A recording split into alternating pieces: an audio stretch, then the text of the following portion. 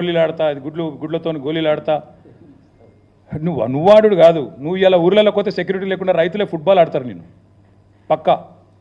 దమ్ముంటే రా, నీ కొడంగల్ కాన్స్టిట్యున్సీలోనే సెక్యూరిటీ లేకుండా, అధికార గణం లేకుండా, రక్షణ కవచాలు లేకుండా మీడియాను తీసుకొని రా.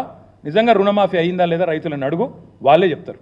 ఇంకొక మాట కూడా నేను అంటా ఉన్నాను, ఇంత దివాలాకోరు ముఖ్యమంత్రి, ఇంత దిగజారుడు రాజకీయం. నేను హరీష్ రావు గారు ఏమన్నాడండి? హరీష్ రావు గారు నిన్ను 15 ఆగస్టు లోపల రుణమాఫీ చెయ్యి, 6 గ్యారెంటీలు అమలు చెయ్యి, 100 రోజుల్లో చేస్తా అన్నావు, చెయ్యి, చేస్తే నేను రాజీనామా చేస్తా అన్నాడు. ఇలా 2-3 చిల్లరగాలు పోస్టర్లు పెట్టిండు హరీష్ రావు గారి మీద. అయిపోయింది రుణమాఫీ, నువ్వు అర్జెంటుగా రాజీనామా చెయ్యి. ఎక్కడైంది రుణమాఫీ? చెప్పి చూస్తా, ఏ ఊర్లోకి వచ్చి చెప్పిస్తారో చెప్పియండి. కాంగ్రెస్ వాళ్ళు ఎవరు వస్తారో రండి. ఇంకా మళ్ళీ ఏదో చర్చకు రాజీనామా చేయి, ఇంకా ఇష్టం వచ్చిన మాటలు. అధికారంలో ఉంటే పందైనా అందంగా కనబడుతుంది, ఇవే మాటలు. ఒక ముఖ్యమంత్రి ఉప ముఖ్యమంత్రి మాట్లాడాల్సిన మాటలు. ఒక విజన్ లేదు, విధానం లేదు, డొల్ల మాటలు, కల్లిబొల్లి కబుర్లు, అహంకారంతో ఇవాళ ఇష్టం వచ్చినట్టు మాట్లాడితే ఏం జరుగుతుందండి? అమర్ రాజా బ్యాటరీస్ జయగల్లా గారు చెప్తున్నారు. నేను ముందే చెప్పాను, అసెంబ్లీలోనే చెప్పాను, ఒక ముఖ్యమంత్రి పిచ్చోళ్ళగా మాట్లాడితే నా రాష్ట్రం దివాలా తీసింది, అప్పులపాలైపోయింది, పైకి మంచిగున్న లోపల ఎయిడ్స్ పేషెంట్ లెక్కున్నది, క్యాన్సర్ పేషెంట్ లెక్కున్నది అని ముఖ్యమంత్రి పిచ్చోళ్ళగా మాట్లాడితే డౌట్స్ వస్తాయి స్వామి ఇన్వెస్టర్స్లో. ఆయన అన్నాడు, జయగల్లా గారు ఏమన్నారు? I'm not doubting the intent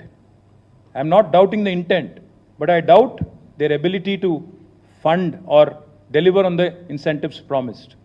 అంటే ఏంది?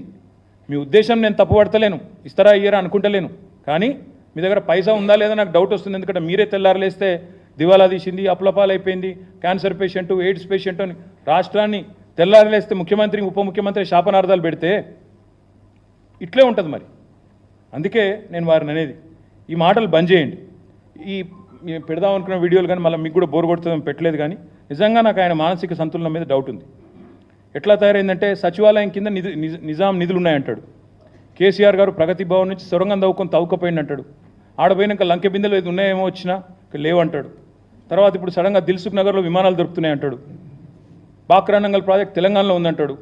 దావోస్కి పోతేనేమో IT is a nuclear chain reaction అంటాడు. మాకు నిజంగా డౌట్ వస్తున్నది. ఇంకా విచిత్రం, పోనీ ఇదేమో తెలియక మాట్లాడండి అనుకోవచ్చు. ఇంకోవైపు అహంకారం. గ్రూప్ అభ్యర్థులు పరీక్షలు వాయిదా వేయండి, పోస్టులు పెంచండి అంటే వాళ్ళని సన్నాసులు అంటాడు. కోచింగ్ సెంటర్లు 100 కోట్ల రూపాయలు వాటి కోసం దండలాడుతున్నట్టాడు. గౌడన్నలను చెట్టెక్కిస్తాడు. కాటమయ రక్షా కవచం మీద పెట్టి చెట్లు ఎక్కించి మీ కళ్ళ నీళ్ళని కలుపుతారని అడుగుతాడు. ఎవడన్నా ముఖ్యమంత్రి చేస్తారండి అట్లా? వాళ్ళ కులవృత్తిని వాళ్ళందరిని అవమానించే విధంగా వాళ్ళని చెట్లు ఎక్కించేదో సర్కస్ లెక్క ఈయన కింద కూర్చొని మైకులల్లా మాట్లాడొచ్చును. అట్లా ప్రైవేట్ స్కూల్లో టీచర్లు అందరూ